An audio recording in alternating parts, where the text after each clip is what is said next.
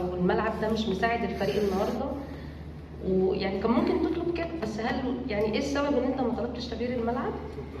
والسؤال الثاني معلش رغم التحكم ورغم تأهل حضرتك البعض غير راضي عن الأداء وبيتكلموا والسوشيال ميديا، وحضرتك عارف السوشيال ميديا تأثيرها على الكرة المصرية يعني بقى خطير. هرد على السؤال ابتدي من سؤالك الاخير. انا اعتقد ان الشارع المصري راضي عن الكرة اللي بتقدم الكرة للمنتخب المصري لاول مره من فترات من سنين من ايام الكابتن جوهري الناس راضيه على الاداء.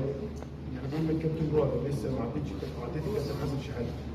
بالنسبه للملعب احنا كنا عايزين نعمل حاجه ويا ريتها كانت مشيت، يا ريتها كان الموضوع ده.